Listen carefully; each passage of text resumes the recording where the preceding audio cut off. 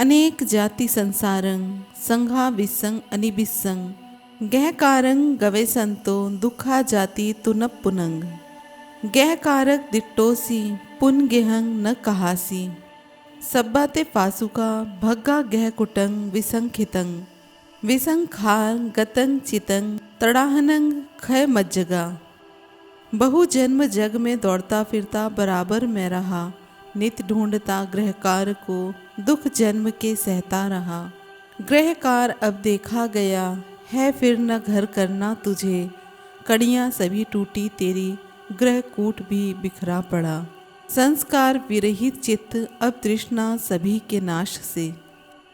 जय भीम नमो बुद्धाय। वैसे तो तथागत बुद्ध ने अनेकों अनेक उपदेश दिए हैं, लेकिन आज हम बात करेंगे तथागत बुद्ध ने जो सम्यक स्मृति के बारे में बताया है। सम्यक स्मृति क्या है? तथागत कहते हैं, भिक्षुओं, एक भिक्षु काय यानी कि शरीर के प्रति जागरूक है, वह प्रयत्नशील, ज्ञान युक्त यानी कि होश में रहने वाला तथा लोक में जो लोभ और दौमनस्य है उसे हटाकर विरहता है। वेदनाओं के प्रति जागरूक, चित्त के प्रति जागरूक और धर्म यानी कि मन के विषयों के प्रति जागरूक, प्रयत्न वाला, ज्ञान युक्त, होश वाला और लोक में जो लोभ और दौर्मनस्य हैं उसे हटाकर विहरता है। भिक्षुओं, प्राणियों की विशुद्धि के लिए, शोक तथा कष्ट के उपशमन के लिए, दुख तथा दौर्मनस्य के नाश के लिए, ज्ञान की प्राप्ति के लिए, निर्वाण के साक्षात करने के लिए यह चारों प्रकार का स्मृति उपस्थान यानी कि सतिपट्ठान ही एकमात्र मार्ग है।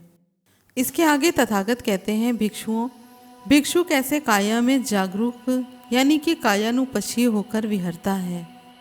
भिक्षु अरण्य में, वृक्ष के नीचे, एकांत घर में आसन मारकर, शरीर को सीधा कर, स्मृति को सामने कर बैठता है।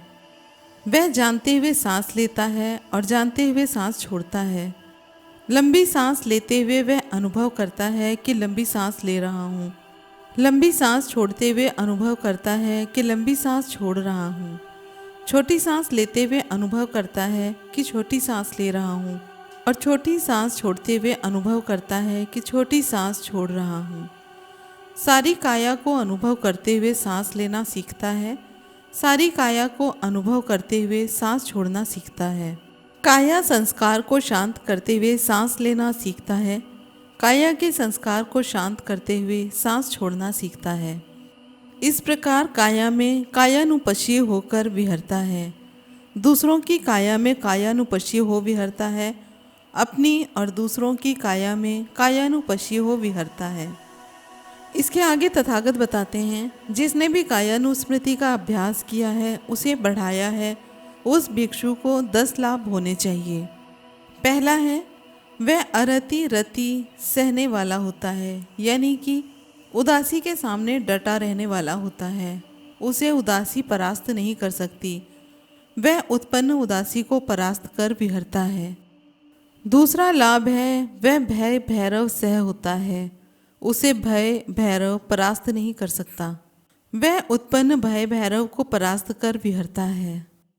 तीसरा लाभ है, शीत उष्ण भूख प्यास, डंक मारने वाले जीव, हवा धूप रेंगने वाले जीवों के आघात, दुरुक्त दुरागत वचनों तथा दुखदायी, तीव्र कटु प्रतिकूल अरुचिकर प्राण हर शारीरिक पीड़ाओं को सह सकने वाला होता है।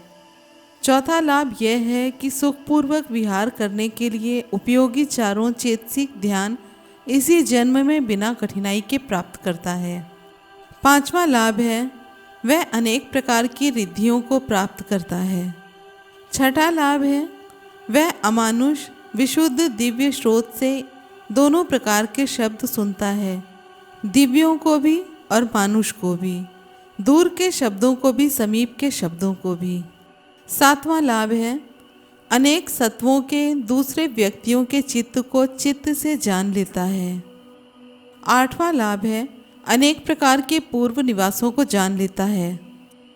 नवां लाभ, अमानुष दिव्य विशुद्ध चक्षु से मर्त्य उत्पन्न होते अच्छे बुरे सुवर्ण दुवर्ण सुगति प्राप्त दुर्गति प्राप्त सत्यों को जानता है। सत्वों के कर्मानुसार सत्वों की उत्पत्ति को जानता है। 10वां लाभ है आश्रमों के क्षय से जो चित्त की आश्रव रहित विमुक्ति है, प्रज्ञा की विमुक्ति है, उसे इसी जन्म में स्वयं जानकर साक्षात्कार प्राप्त कर विहार करता है। इसके बाद तथागत भिक्षुओं को वेदनाओं में वेदनानुपस्सी कैसे होता है ये बताते हैं। सुख वेदना को अनुभव करते हुए जानता है कि सुख वेदना अनुभव कर रहा हूँ। दुख वेदना को अनुभव करते हुए जानता है कि दुख वेदना अनुभव कर रहा हूँ। अदुख असुख वेदना को अनुभव करते हुए जानता है कि असुख अदुख वेदना को अनुभव कर रहा हूँ। इस प्रकार अपने अंदर की वेदनाओं में वेदनानुपस्सी हो विहरता है, बाहर की वेदनाओं में वेदनानुपस्सी हो विहरता है, भीतर बाहर की वेदनाओं में वेदनानुपस्सी हो विहरता है। वेदनाओं की उत्पत्ति को देखता है, वेदनाओं में व्यय को देखता है, वेदनाओं में समुदय व्यय को देखता है।